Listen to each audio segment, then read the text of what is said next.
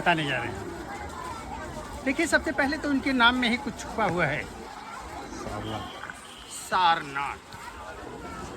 सार का मीनिंग जानती है दीदी? सार माने समरी होता है। समरी? जी हाँ। सार माने तत्व होता है, नहीं एक बात में 100 बात निकले उसे सार कहते हैं। तो सार माने तत्व होता है और नाथ माने भगवान।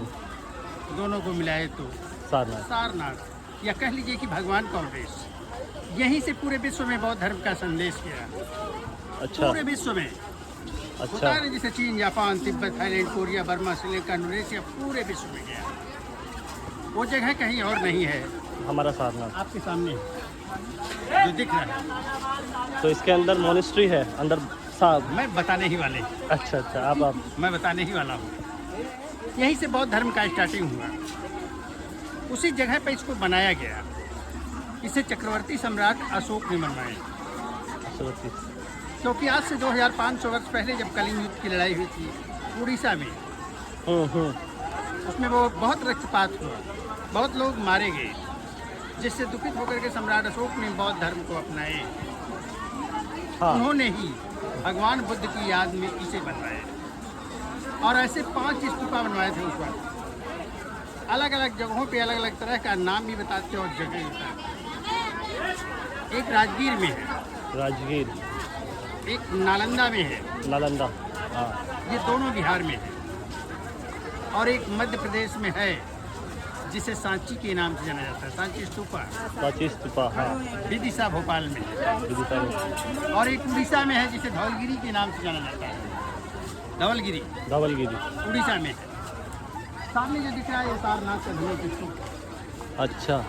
इसकी हाइट 103 फीट है। परिधि जो है वह 93 फुट है, 93।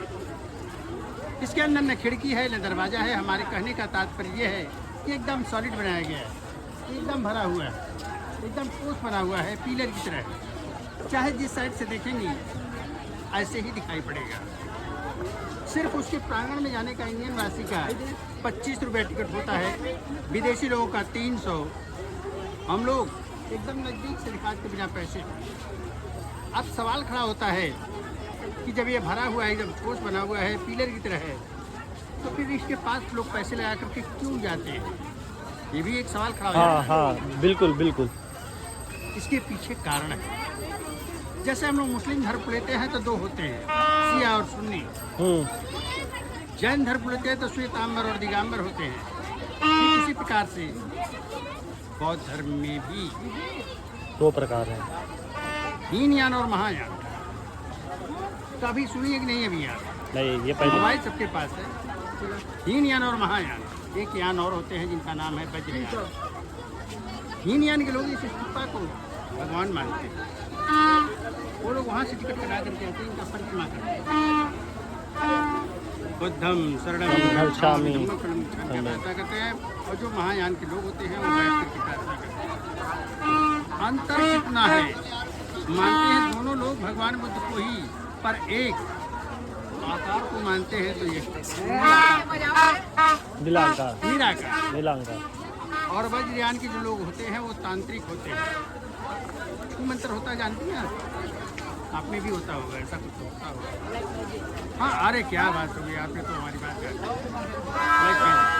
तो एक वो आकार को मानते हैं, निराकार को मानते हैं, और एक होते हैं जो तांत्रिक होते हैं। और इतना ही नहीं, यहाँ पर भगवान बुद्ध ने अपने 5 शिष्यों को पहला उपदेश दिया और यहीं से बौद्ध धर्म का स्टार्टिंग हुआ। और वो 5 लोगों से मिलवा देते हैं जिनको भगवान बुद्ध ने सारनाथ में पहला उपदेश दिए और खुद उपदेश देते हुए दिखाया गया। तो आइए हम और आप भी चलते सीधे उन्हीं के पास।